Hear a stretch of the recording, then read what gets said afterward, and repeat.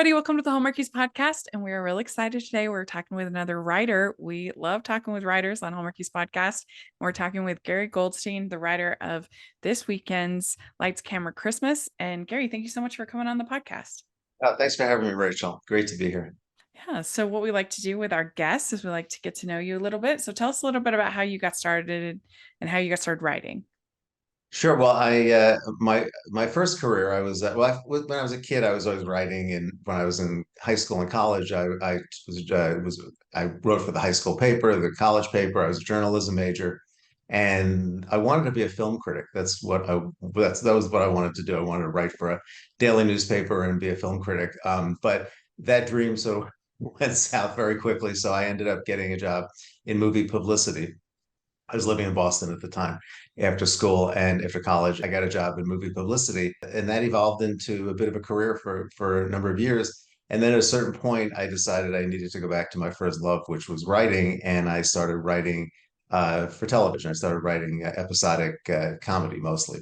I was fortunate enough to get to I wrote spec scripts. I got hired to work on shows, and it kind of evolved into a screenwriting career. I started writing movies, and that just kept expanding. So my writing world ended up expanding over the course of time to include stage plays, more journalism work, and then TV movies, which was kind of the mix of my TV work and my movie work. Ended up in the TV movie world after I sold my first script, which was a spec screenplay, romantic comedy, to Hallmark called The Wish List, and that happened in about 2010, I think it was.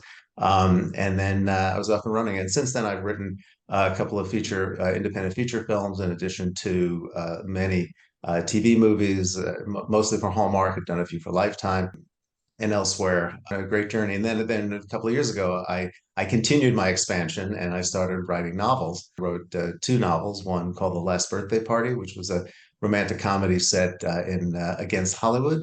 And that came out last summer of 21. And my second novel, which just came out a few weeks ago, is called The Mother I Never Had, which where is mine? I'll just give a plug. The Mother Never Had, which is a very serious family drama also set in Los Angeles. Check them out. But yeah, it's been a great ride, and I'm just thrilled with the response to Lights, Camera, Christmas, was so much fun to write and to watch come to life. With our terrific cast and director and our producers, and it was a wonderful experience. I'm so happy and gratified people have liked it so much.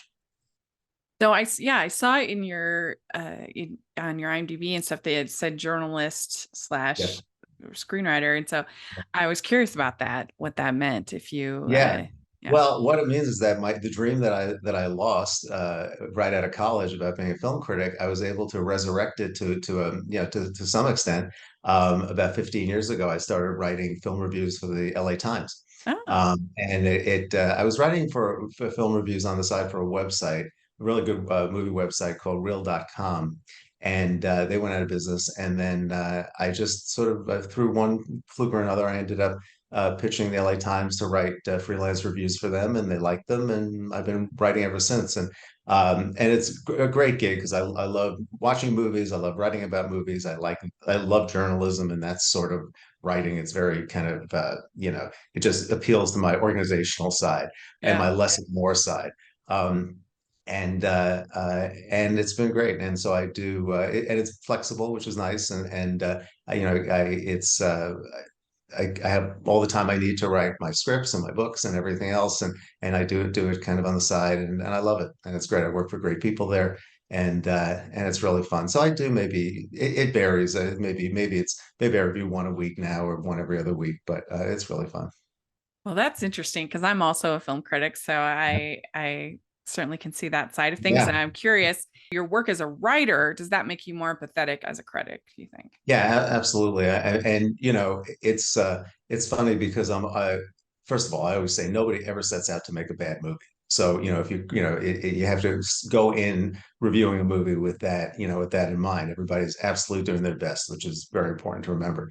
And as a writer, I really, I think I am very capable, qualified to review the writing, to really analyze the writing in a movie. And to me, so much of it starts with the writing. It starts with the basic idea of a film, but then it's the writing. You start with a script, that's where it all begins, and how it's executed on screen is another matter. But you start with the writing, and having written as many screenplays as I have, and TV scripts and so forth, I feel really qualified to talk about that. But I enjoy it. I mean, I'm a fan. I try to find the good. I try to be, very fair but honest. And sometimes movies are better than others. I've reviewed, I don't know, thousands of movies, over the course of time, for the paper and the website before that, and they're not all good. Not all going to be winners, but by and large, it's pretty positive. But I love the writing form of writing reviews. It's really, it's just a little different side of the writing brain.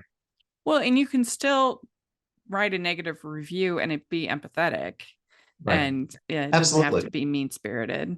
What's interesting is that I've gotten very, very little hate mail from Yeah, filmmakers over the course of time, which is nice. And even that is in nice. even in negative reviews, or mediocre reviews, I've often gotten a thank you from a filmmaker or from a director or writer, just saying thank you for taking the time to reading, to watching the movie and writing about it. I think your comments are valid, et cetera, et cetera. It's nice. I mean, people, Yeah. like I said, everybody knows nobody sets out to make a bad movie, and you just hope for the best. But yeah, it's very fun to do. So when you were writing the wish list, which I really enjoy, that's a old favorite. Yeah.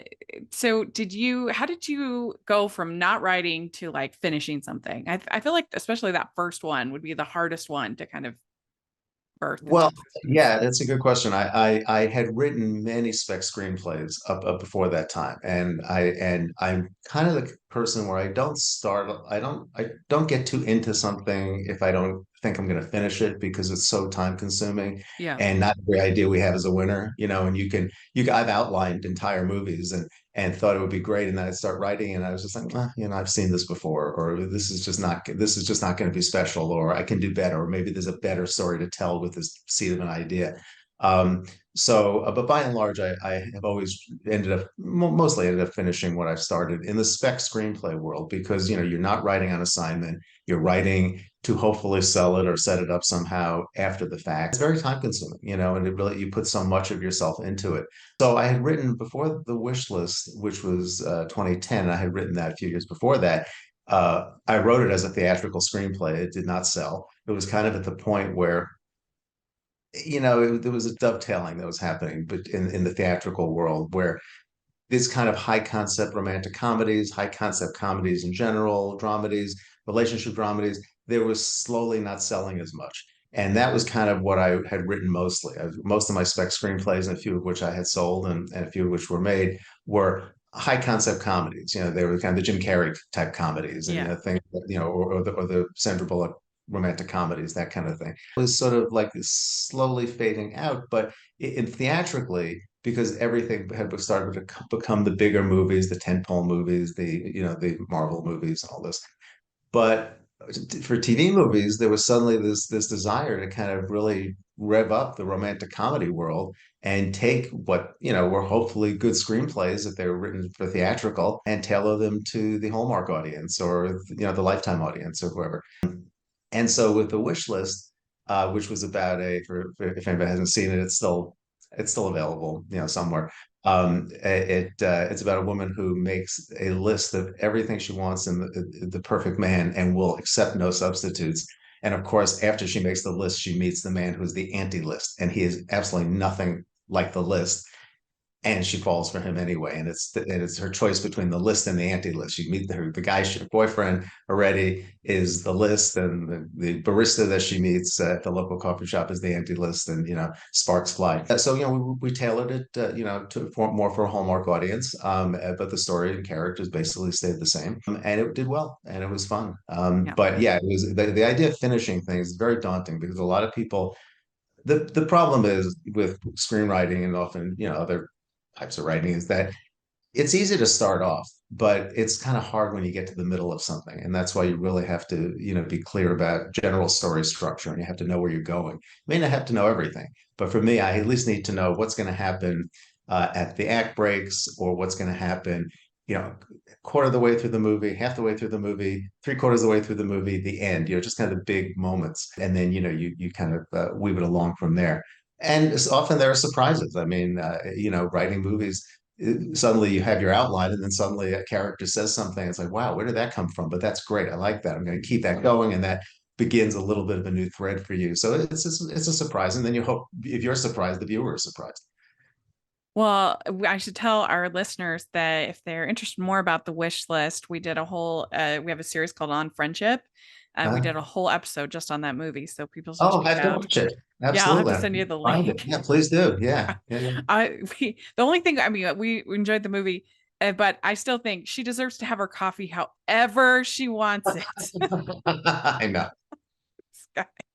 But it's fun. But yeah, I was going to ask you, are you a pantser or a plotter? It sounds like you're mostly a plotter. I'm mostly a plotter, although when I wrote, I'm more of a plotter with a screenplay because they're so finite. The page count is kind of finite, and the Mhm. structure is pretty. You kind of have to say to the structure, which generally you should. I mean, it's kind of movie structure is just the way stories are told. It's classic storytelling structure essentially, and I like to have everything in place, and then you can mess it up a little bit. But it's harder to have something messy and then clean it up. So that's kind of how I do it. So it's more plotty. I have to say, when I wrote my first novel, it was I was more of a pantser.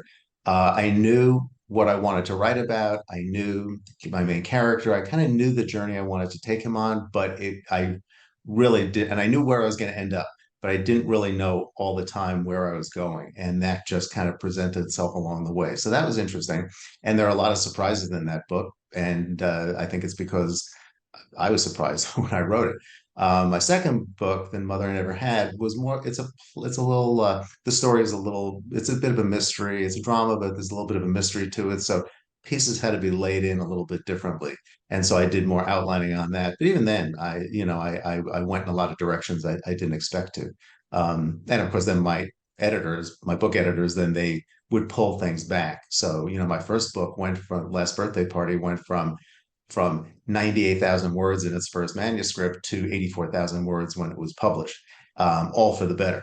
So, that was maybe if I hadn't pantsed as much on that, it wouldn't have been as long. But, it was just the process on that. Yeah, interesting. So you wrote Hitch for the Holidays, and again, it's on the poster behind you. So this one, you have a character that's Jewish, a character that's celebrates Christmas, and they both the fake dating is so Yeah, fun. We love yeah. that, of course. So how did you end up writing this, and did you face any kind of resistance about having basically the first Hanukkah rom-com or that's involving Hanukkah that I know of? Yeah, well, it was funny. I mean, Hitch for the Holidays came out in 2012, so that was kind of early in the Christmas movie cycle. I mean, Yeah. many Christmas movies were being made, but not like it is today. I mean, this year alone, how many Christmas movies have been produced? It's like the number was Oh, like 140 or something. yeah, something like that. All told, I mean, it's become a kind of a cottage industry. But Yeah. back then there were fewer. They had them, but I mean, they weren't as explosive in numbers as they are now. And Hitch for the Holidays began as a theatrical spec screenplay also. And it was one script that I probably got the most amount of attention for of any of the spec screen. I probably had gone out with 10 spec screenplays, over the course of time. And that one probably got even more than the ones that sold. It got the more attention, even though it didn't sell as a theatrical script. And everybody really thought it was just funny, and it was kind of unique. So it didn't get made theatrically for whatever reason, but it was written as a big New York Christmas comedy. But then when Hallmark saw it, as I had worked for Hallmark, I had done a few films for them at that point. I think by then I had written maybe 3 or 4 films for them. They loved the script, and I think it was just the uniqueness of it that appealed to them at the time. And I think they were, the idea that it was Hanukkah and Christmas. It just worked. It was really, I just think because it was so funny, and because the characters were so vivid, that really helped. And I have to say, even though again that started as a theatrical script, we turned it into the Hallmark version of it, but it really really remained. And we had a wonderful director on it too, Mike Scott, and great cast, Emily Hampshire and Joey Lawrence, Mhm. and and the supporting cast was great too, and they really brought it to life in such an amazing way. But the script really retained its humor and the setups and the complications and all that, I think, in a great way. So yeah, I think it was a little early in the Christmas movie process for them, so maybe it was a little more just feeling their way with it. I don't know, but it's still a fan favorite Mhm. and one of my favorite things that I've written. Yeah, yeah, it's really fun. We'd like to take a second and thank our sponsor for this episode of the podcast. From the hosts of the podcast Home for Hallmark, Molly and Brad now bring readers their debut novel, If Only Christmas Would Come. An instant Amazon bestseller, If Only Christmas Would Come transports readers back to Prince Edward Island during the era of Anne of Green Gables and features a strong headed, cranberry farming, jeans wearing heroine and a playboy with a family secret. Reviewers agree this book is a fluffy, steamy, predictable Hallmark movie masterpiece. If Only Christmas Would Come is available on Amazon and at Barnes & Noble now. Visit at Home for Hallmark for more info. That's at Home for Hallmark, and you can use our affiliate link in the description below. Then you have My Boyfriend's Dogs. Now, this one is very different, I feel Yeah. like. I mean, just the whole structure around it and telling all of these different love stories. I mean, it must have been hard to combine them all into the 85 minutes that you have for a Hallmark movie, but then Yeah. also to keep the characters likable and just all the balancing acts that you have for this movie. Yeah, well, that was a challenging script because it was based on a book Okay. by Dandy uh, McCall. I'm going to mess up her name anyway. It was a terrific Oh book, yeah. really fun, and but it had a lot going on in it. Yeah. It was a woman who dates three different men who each have a dog, and it's kind of about her relationship with the men and the dogs. But the structure is a little bit different, and there was a lot of compressing that needed to do. And I've adapted a number of books for into movies, and a book, even though it could be, it's not necessarily written like a movie. So you have to kind of find the skeleton of the story and what really works and what idea attracted Hallmark or whoever to want to move forward with this story, and then you find the blueprint of the story. So with that, it took a lot of reconfiguring script. Also, there was an original script, and then I rewrote that script, and so it was like a lot of reconfiguring, to get it to move it forward. But yeah, I mean, it was.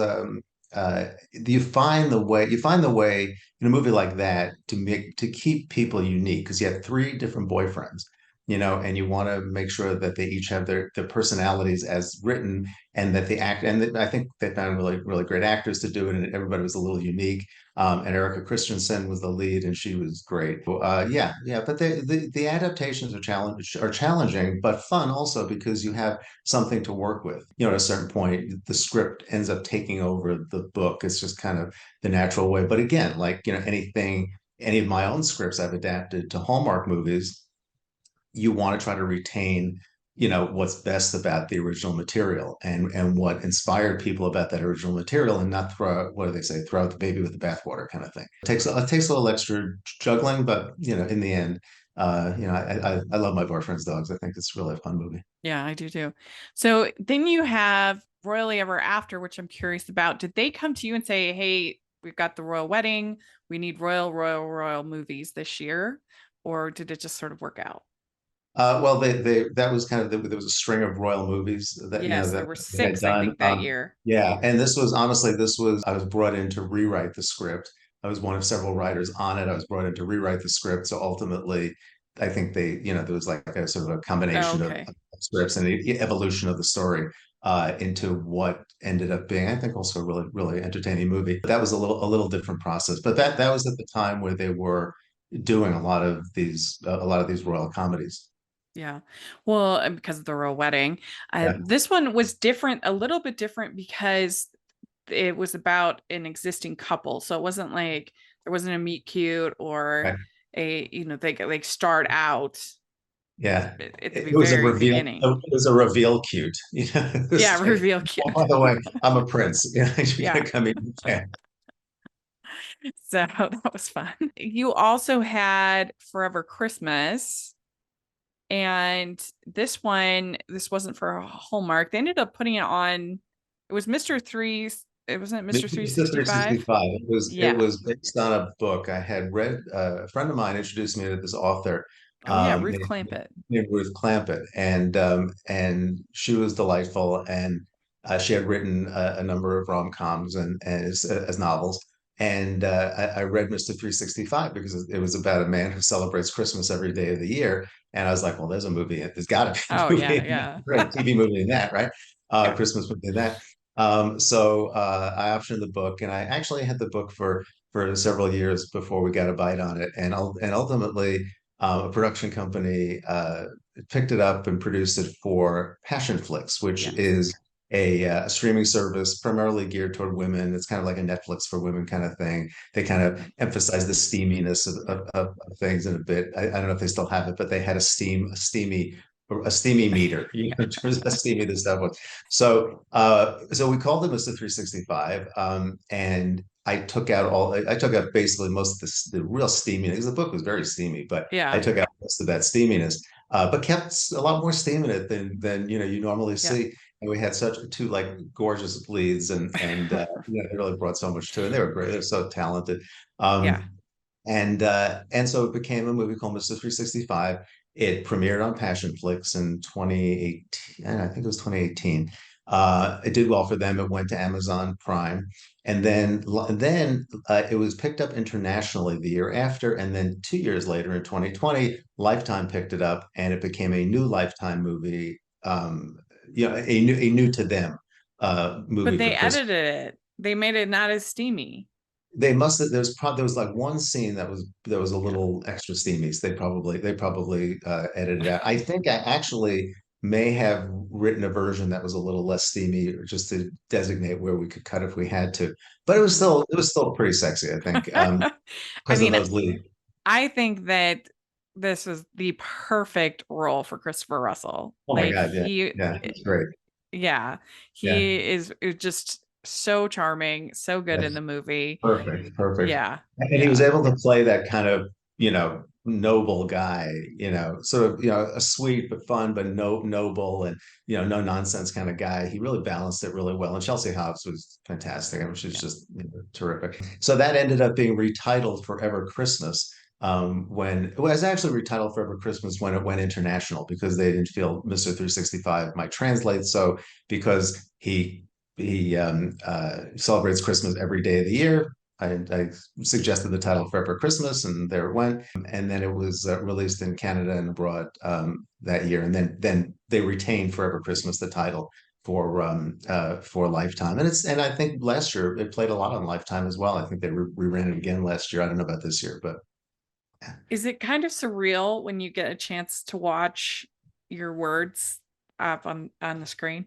when you see it and you're like, it's there, yeah. it's done. I wrote that. Well, you know what? It's a excuse me, it's a real kick, and it's really so gratifying and fun. And what's best about it is when you get talented actors and I could call it like putting their hand in the glove. They take your words and they just go with it, and they make them even better and even funnier and do things that you never expected. And that's the joy of it. I mean, I just love I've written a lot of stage plays and worked in theater a lot, and that's so much fun because every night it's different. And I've written mostly comedies for theater, and some nights you get a big laugh on something that's not necessarily that funny, and then other nights you don't get a laugh on something that really is funny, and sometimes it all comes together.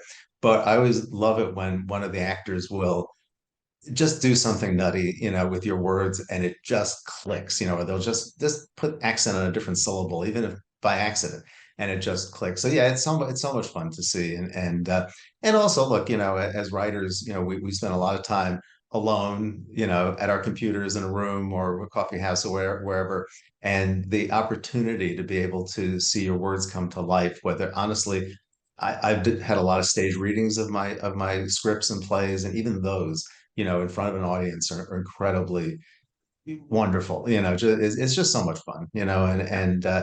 and I've been very fortunate to see, to see a lot of things made, and it's always happy surprises along the way, and yeah, I'm very grateful for it. Ho, ho, ho. We'd like to take a second and thank our sponsor for this episode of the podcast. It's the Hallmarkies Patreon. Do you love Hallmarkies podcast, especially at Christmas? Do you enjoy the holiday previews, recaps, interviews, and bonus episodes? If the answer is yes, please consider supporting the Hallmarkies Patreon. We need your help to do what we do both during the Christmas season and all year round. But not only do you help a podcast led by strong, independent women by becoming a Patreon, you get to become a part of the Hallmarkies family. Starting at only $2 a month as a patron, you will have access to our Facebook Patreon group where we talk about the movies, shows, and more all year. We also have many monthly patron watch alongs with guests like Lacey Chabert, Natalie Hall, Paul Campbell, Mary Lou Henner, and more, giving their behind the scenes details of their films. As a patron, you also have the chance to provide input into the podcast and even join us at different tiers. So this Christmas season, spread some cheer to the Hallmarkies Patreon and become a member today. You won't regret it. Go to patreon.com/hallmarkies to learn more. That's patreon.com/hallmarkies. Well, I can imagine it would be super, super cool to see that happen.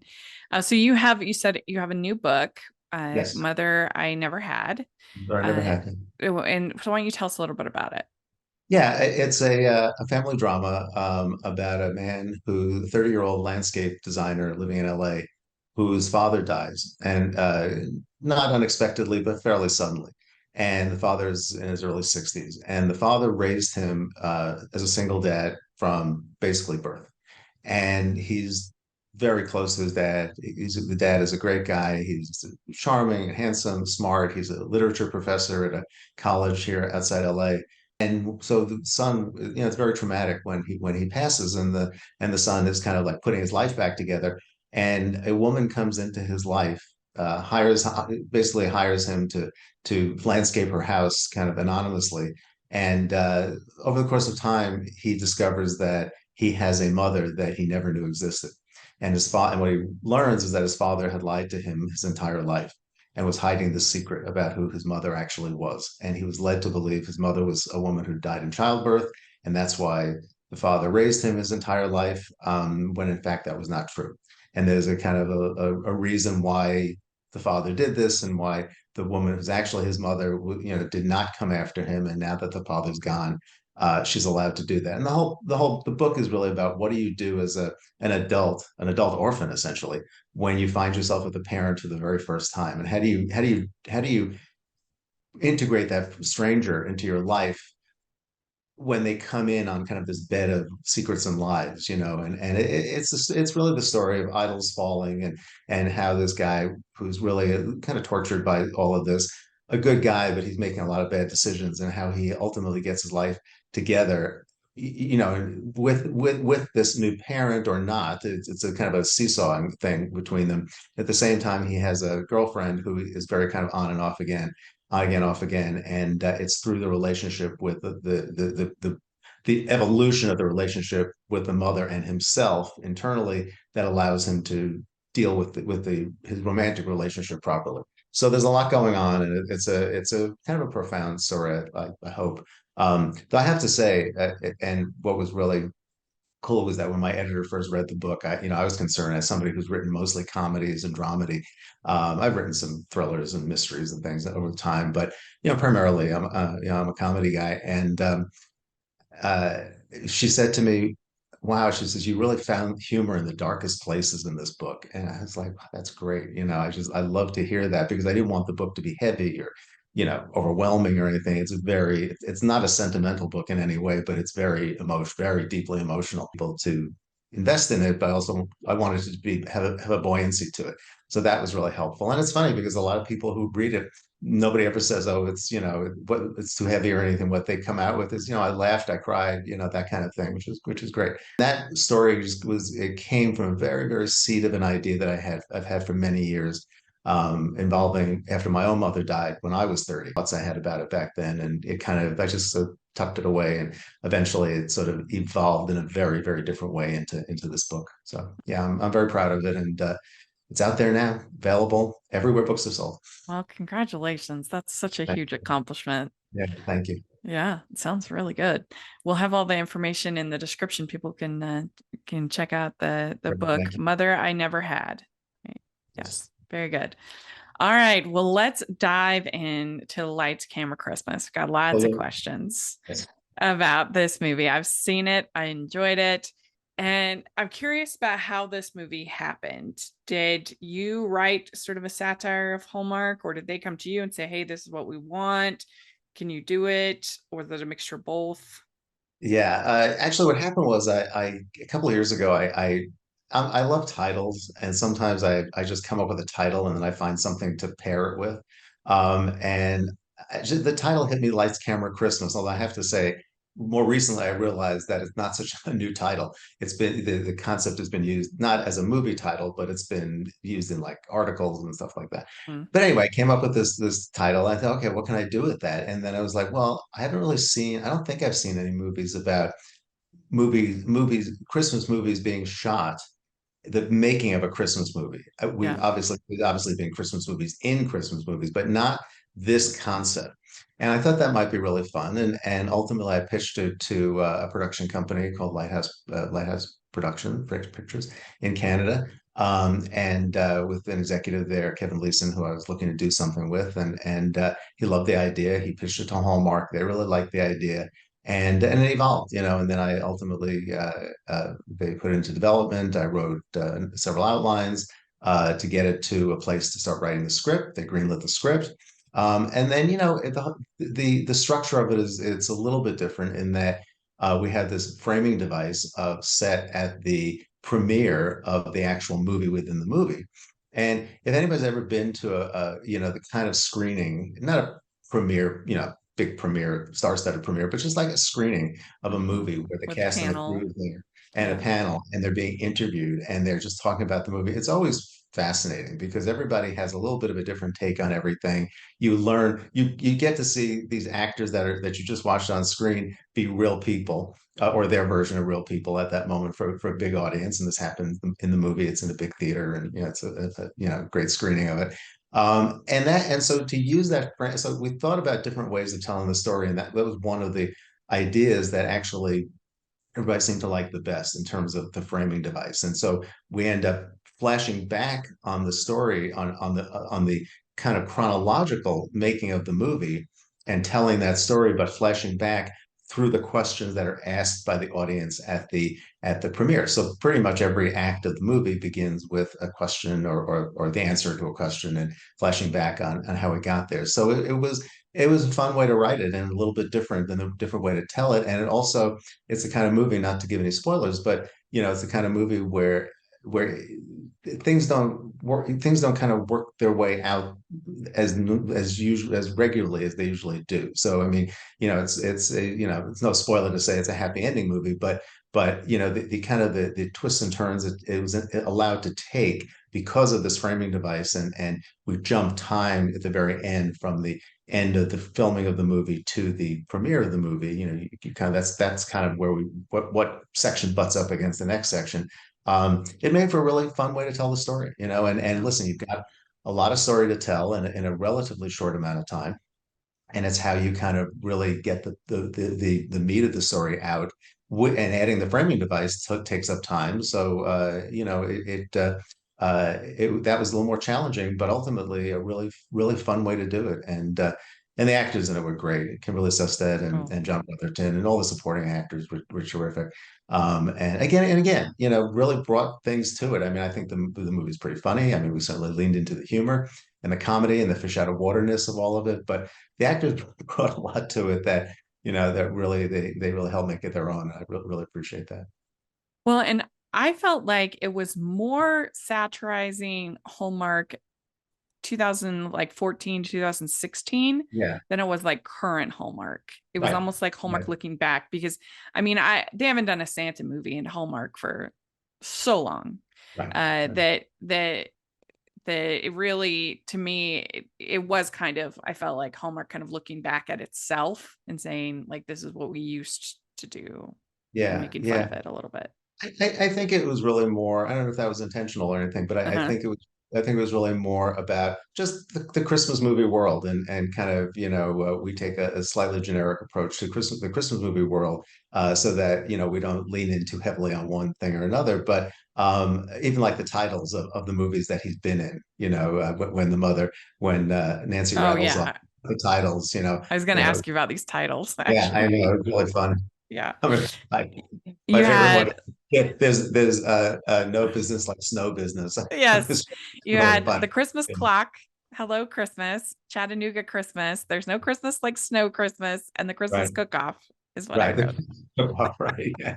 Well, the funny thing was coming up with titles that could have been real titles for Yeah, oh Christmas movies yeah. that haven't been done. So Yeah. you came up with all these titles, and I was like, wow, they did that. They actually did that. They actually called the movie that. I think I'm being funny, and it's actually been used. So we kind of ran Yeah. between drops and found the titles, but they were really really fun. I love, so many people have commented, oh, I loved it. It's no Christmas like Snow Christmas. I Yeah. want to see that movie. Maybe we'll have to make it. Was it hard to know kind of how far to go? Because I mean, like you could have had the movie like set it in the summer, because Mhm. that's when most of these are filmed. Right, And have everybody in summer on the set in summer right. clothes except for the actors, or like there you could like yeah, I feel like you could have pushed it even harder. So how did you know, like I really enjoyed it, but how did you know where to kind of, okay, this is sort of the line that we have for it? Right, right. I think it came kind of naturally. It's a really good question. I think it came kind of naturally, and in the beginning, it was it wasn't necessarily right shot in right before Christmas, but from a production standpoint, and a thematic standpoint, it seemed to ultimately work the best way, that way we ended up doing it. The key with it is I mean, for me in writing it, and loving Christmas movies and writing them, and just, really loving rom-coms to begin with, it's how do you honor the thing that people love so much? How do you honor the Christmas movie? But then how do you also at the same time be kind of honest about it and satirize? It's not satirizing it as much as just sort of like just laying it all out there, what these, how, why people love these movies and the reasons that they do it. And when there's a person who doesn't quite get them, like Carrie's character, like Kimberly's character, Carrie, like Kimberly's character in the movie, you know when she said, even when I'm laughing at my own joke. Terrible. Um, but, but when Nancy said, rattles off the titles of the movies, and Carrie says, she says, they don't register, and Nancy says, you live with me. How can you not know these movies?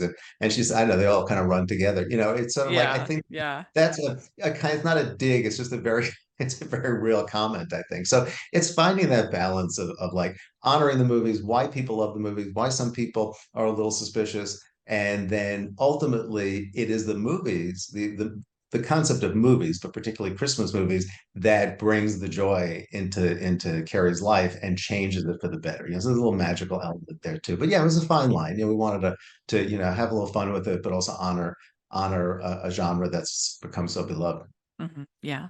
So John Brotherton brought so much to this movie. So much. He was so funny, the perfect casting for this Yes. over the top movie star.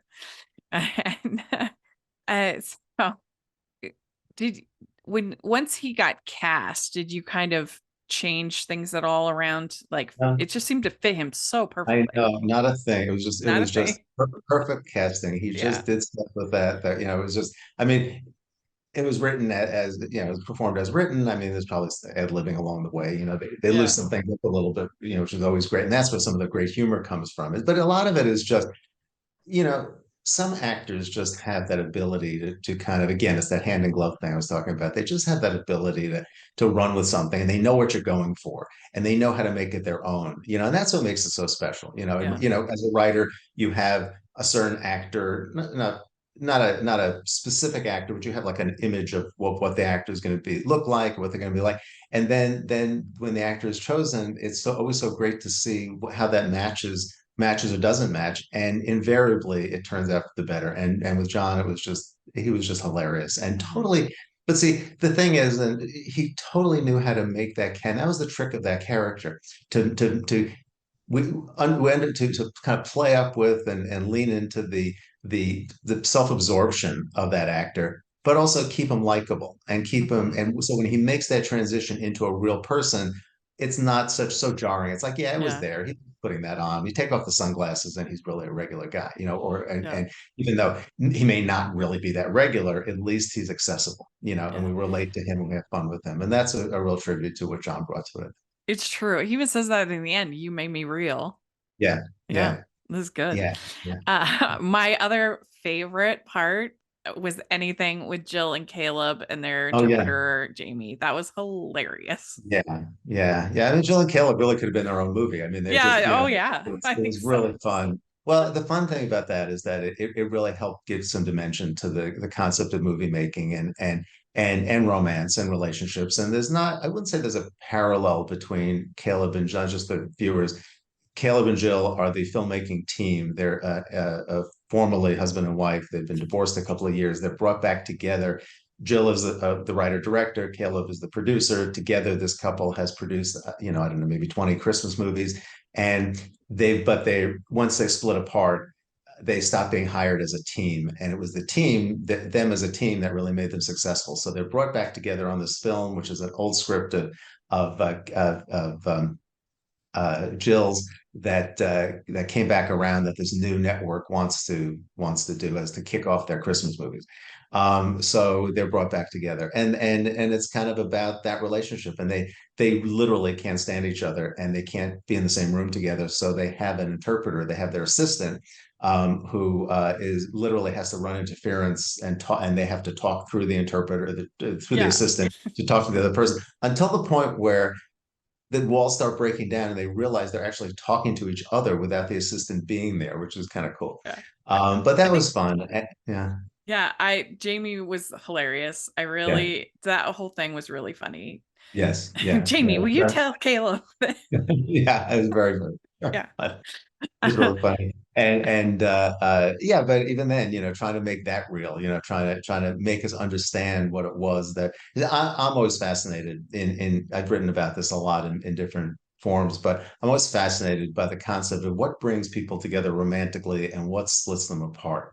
How do people go from being, I'm going to spend the rest of my life with you, love, honor, and obey, etc., to I can't even be in the same room as you. I mean, how does Yeah. that happen? How do people do that? Yeah. How does it break down? And, partly my theory is that a lot of what draws us to somebody in the beginning romantically are the same things, if you just turn them on their ear, are Yeah. the things that split people apart. The person who's like super organized and can take care of you like nobody else and get stuff done, and that, the husband or wife loves that in the other person, that can become something very different over the course of time, when emotions and things extrapolate, so I'm always interested in that, and I try to explore that a little bit with Caleb and Jill, and those actors were terrific too. They did a really great job with them. Well, that's what makes enemies to lovers such a great trope. It's Yeah, got all the way back to Prime Prejudice, and even before that, right, right, of that course. that the things that kind of turn you off at first, like it's the same passion, just one is Yeah, hate and one is love. right, right. And Yeah, even with Carrie and Brad, it's that kind of thing where like the things that Carrie immediately doesn't like about him, those ultimately, that him being able to be that way ultimately gives him the ability to be the other way too. It's like we all have our hmm good points and bad points, and sometimes the things that are a little negative about us also make the positive things. The person who's larger than life and makes anybody standing in front of them feel like $1 million at that moment. There may not be a lot of resonance beyond that moment, but boy, in that moment, do you feel good when you're around that person? And that's kind of hmm what we have here. But we do peel away the layers of that onion with him, and get to the real guy. Well, and there were a lot of fun moments. I mean, I don't think this is obviously it's not like true to actual like filmmaking, but like there were some fun moments, like when they have the whole scene at the craft services. Yeah. They're all like fighting over it. That was funny to enough actors to know that yeah, the craft services brighten up many a day. Yeah, well, yeah, So sure. And of course, you want to show, I mean, when you have to, the key was also not to have too much taking place during the actual filming of the movie. mhm. But when you had to have people be on the movie set, you had to figure out what else happens beyond filming. So of Oh, course, smart. there's food, there's lunch, there's craft service, there's, just when she's costuming, Fittings. like with the costume fittings, you're just even walking out of the costume trailer. I mean, all of that kind of find is we actually we would think of some scenes where to take them off the set and have the same emotion and the same activity happen within the filming, the shooting of the film or that during production, but not movie within a movie kind of thing, or not Uh-huh. while we're watching them film. So, we were able to do that as well. And, so it doesn't become too movie centric, but just enough to give you the real flavor of what Yeah. happens. Yeah. Well, I also really enjoyed Laura Soltis as the Oh, mom. yeah. She's great. She's so good. I love her So in good. these movies, and Yes. this was just a really fun role for her. I thought playing this kind of fangirl. Yeah. Yeah, no, she's totally sold it, and she was just, her expressions were great. I love just in the beginning when she wants to ask, she's the first person to raise her hand to ask the question at the Q&A, and Carrie's like Oh mortified, yeah. mom, sit down. It's like, and of course, what is, she asked a question about her daughter's costumes. I love the Yeah. costumes in the movie. Can you talk about, as if she's just an average person sitting in Yeah. the audience? Yeah, That was she fun. was terrific. Another of my favorite scenes was the dinner. He gets the pizza in from New York, Uh-huh. Right. and then they dance, Yeah. and Very that was a romantic. we get an early kiss for a movie like this, and Yes, that was yes, yes, we very do. swoon worthy. Yeah, yes. Yeah, it was very, and and we kept the kind of the movie theme going. They're doing it, Yes, they're having dinner on a set, yes, and there's the snow, fake snow being dropped down on them.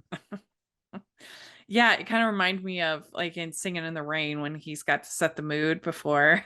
Yes. He's like, I'm I such didn't a think ham. about that. Love that comparison. Yeah. Was it hard to balance the story with with the jokes? Like making sure you weren't like too joke heavy versus like telling a story. Yeah, yeah.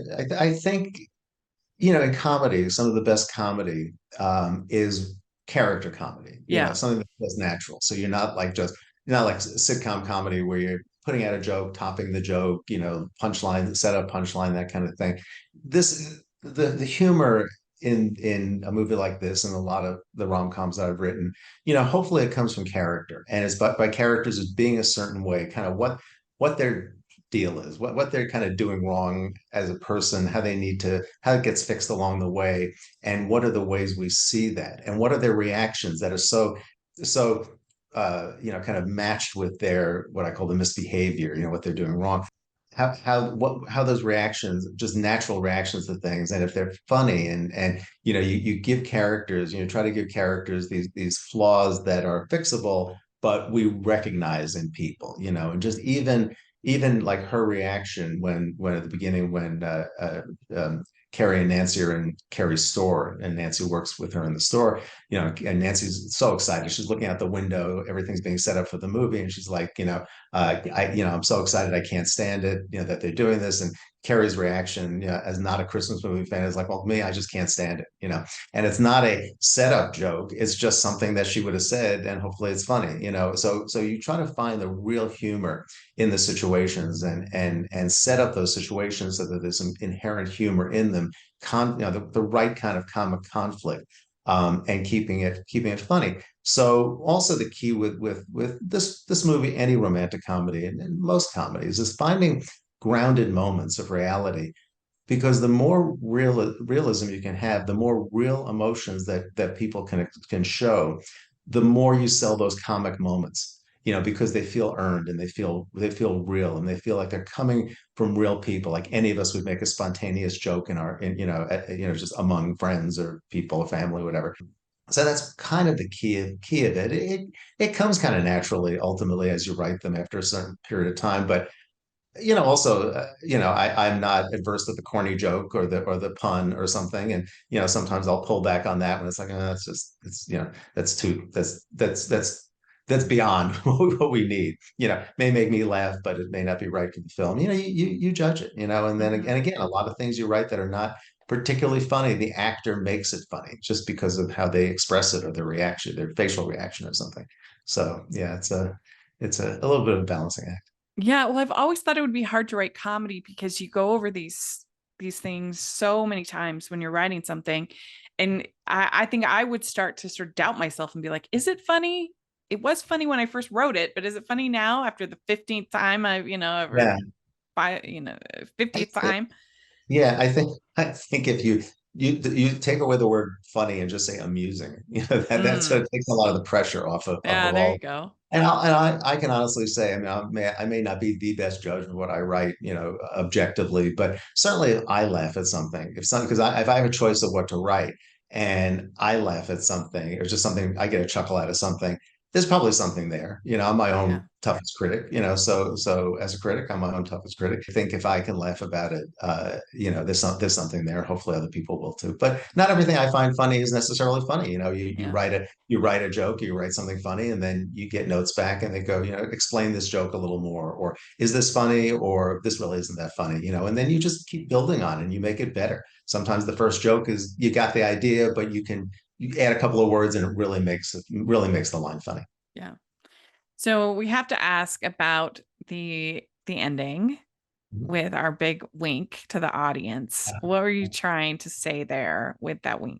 Just because he's, it's just the character in his movies. He always does that wink to the camera, and this was just, Oh, okay. just the match to that, and it wasn't like a wink, like, oh, this is all a joke, or oh, this was all a dream, or oh, this is not going to work out, or stay tuned. It was really just supposed to be, just a cute way to match what he did in the movie to do it in Okay. real life.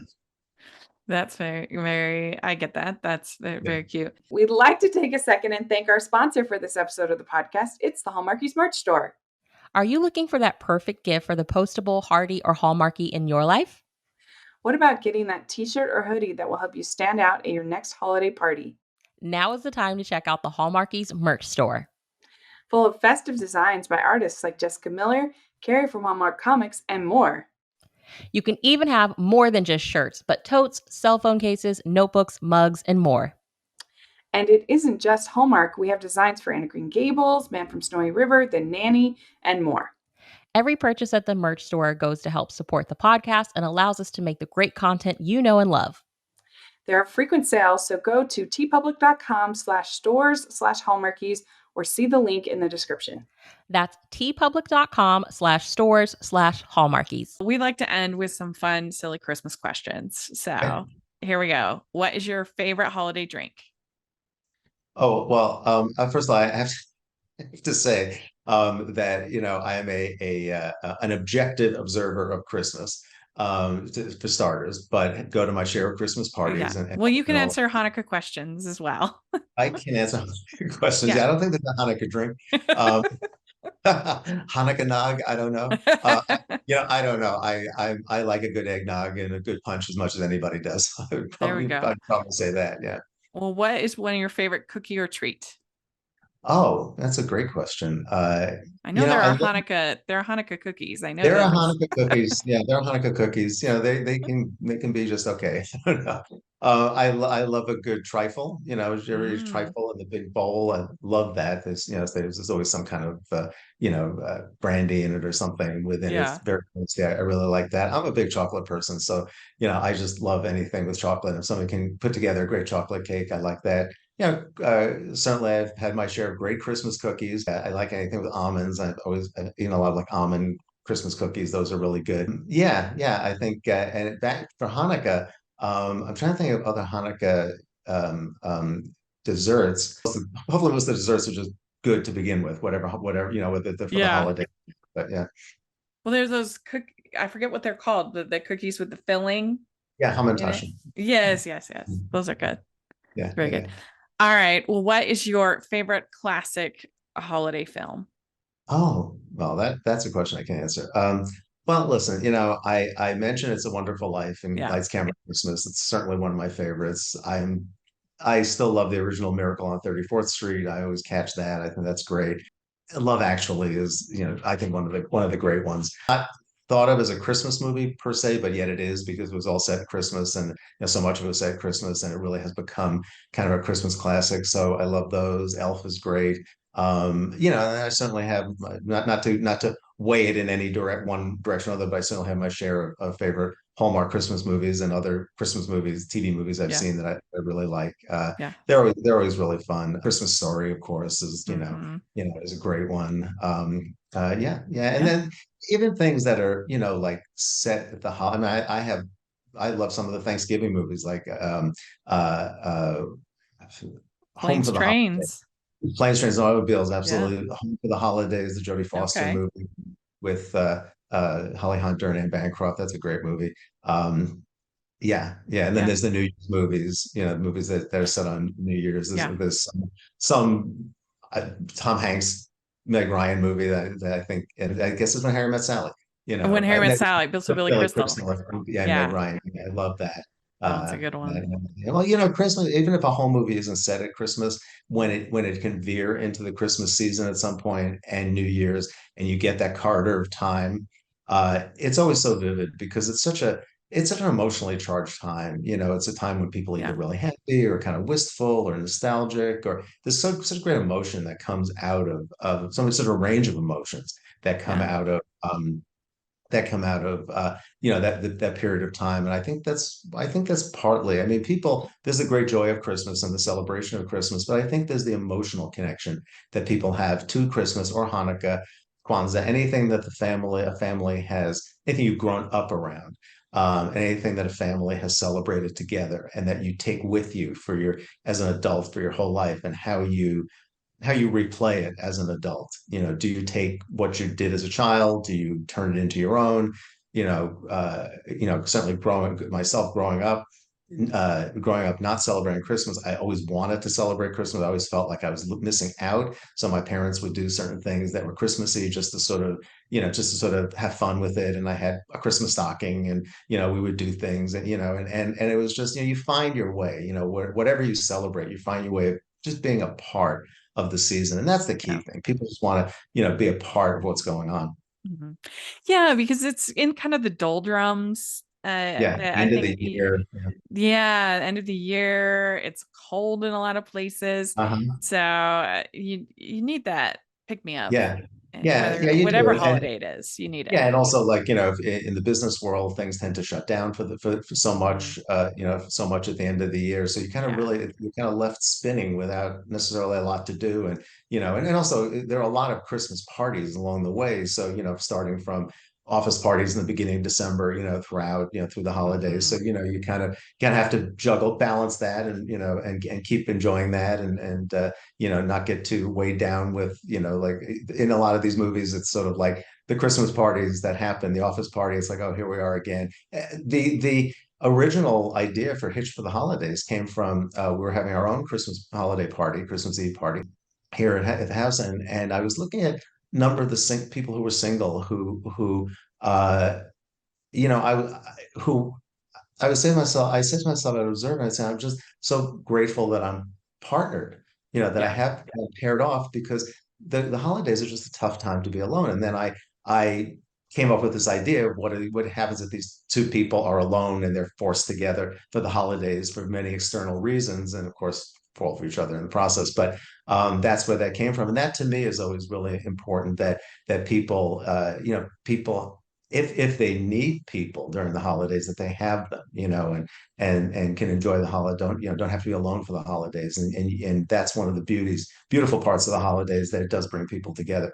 So yeah, Yeah. As a yeah. fellow single, as a single American, my dream is to have a fake relationship someday. Listen, the fake relationships are easy. Yeah. The real relationships are hard. I know. Well, which do you like better, Scrooge or the Grinch? Oh, a Scrooge. Okay, Yeah, I loved all those movies from the yeah, beginning, and Scrooged, and everything going yeah. up from. So, which do you like better, clear lights or colored? Oh, I actually like colored lights better. I grew up Mhm. around colored lights before clear lights were the thing, and I like clear lights too. They're pretty, but I love colored lights, and especially, you know, I the especially when interesting things are done with them, when when they're displayed, they just seem so, I mean, they're just like this rainbow of stuff. So I like that better, but obviously the clear lights have become really popular over time. Yeah. Would you rather be in a snowball fight or build a snowman? Oh, I'm a lover, not a fighter. I'd rather build a snowman. Okay, good. Do you consider yourself a good gift wrapper? Yes, I do. I Yeah. actually do. I'm pretty neat about it. But I can never get I don't know, in my whole life, I could never get both ends of the wrapping paper to end up the same way. You know how you always end up with one end that's pointed, and when you pull it over, and the other end that's kind of flat when you pull it over. I don't know. I have a problem with that. I'm not a great ribbon person. I'm not good at that, but I'm really Yeah, good at wrapping that gift neatly. So that's good. it's pretty good. All right, last question. Yeah. Do you have an ugly holiday sweater? I have seen Hanukkah ugly sweaters. I have ugly sweaters, period, but I don't have. So I could wear one on the holidays and call it my ugly holiday sweater. I do have a few of those that I've yet to throw Year out. round. Year But round. yeah, year round. But no, I do not. But I love seeing them, and I every year it seems like I see bigger ones and uglier ones and crazier ones, and I'm writing another Christmas movie now, and there's a scene buying ugly Christmas sweaters, and I had fun writing that because I could just and I came up with something kind of unique Yeah. for the sweaters look like, and it's just always fun to see those, and also fun to think, you think a sweater's ugly, and somebody's like, I love this, I think this is beautiful, so it's beauty is in the eye of the beholder, Yeah. for sure. Well, congratulations on the movie, the Thank you book, so much. everything. What a great year for you It's you've been a had. good season. Yeah, I've had a Yeah, happy season. Yeah, that's great. absolutely. And thanks for taking the time to talk and chat. And you're such a wealth of knowledge about Hallmark movies and Christmas movies, and you got it. You just got Oh, it. So thanks. it's great. Great. Love talking about them. Uh, Thank you. Would you have social media or anything like that you want to I share? do. Yeah, I have a website, GaryGoldsteinLA.com, where you can learn more about me than you'd ever want to learn. And then I'm on Instagram and Twitter at Gary Goldstein LA. Please follow me if you have any questions about writing movies, Christmas movies. If I can give some advice or help, always happy to do that. I've learned a lot in my journey, and if I can spread around some holiday cheer, I'm always glad to do that. So please follow me and watch Lights, Camera, Christmas if you haven't already. Yes. It's going to be rerunning throughout the season on Hallmark, and I guess it's on Peacock also at various points now, Yes. which is great. More eyeballs. So yeah, and have a great holiday, everybody. Yeah, I hope you have a very happy holidays. Thanks, Rachel. Great to talk to you. We'd like to thank Gary for coming on the podcast. This was so much fun to get to talk with him. I really had a ball. So let us know what you think of all the things that we talked about. We covered a lot of different things. So we'd love to hear your thoughts in the comment section or on Twitter. And me at Rachel's Reviews, all of our social media, iTunes, YouTube, and on Rotten Tomatoes. Check that out. Also, make sure you're following the podcast at Hallmarkies Pod and Hallmarkies Podcast, all of our social media. And if you are listening on iTunes, please leave your ratings and reviews. We sure appreciate those 5-star reviews. They help people to find the podcast. And so it's a little thing you can do to really help us a lot. And if you are watching on YouTube, please give the video a thumbs up and subscribe to the channel. We appreciate that so much. We'll also have our playlist with all of our writer interviews in the description. So make sure you take a look at that. We love talking with the writers. And make sure to check out our patron group. That's the biggest way that you can help us, is help support us through the patron group. And we have lots of watch alongs and other fun content that you can get from becoming a patron. So please take a look at that. We also have the merch store where you can get lots of fun festive holiday designs. Please take a look at that. And now's the time you can get your Team Andrew, Team Paul, or Team Tyler shirts for 3 wise men. They're really fun, and we have one with all 3. So if you want to get that, that's there as well. So definitely please take a look at the merch store. So thanks again to Gary, and we'll talk to y'all later. Merry Christmas.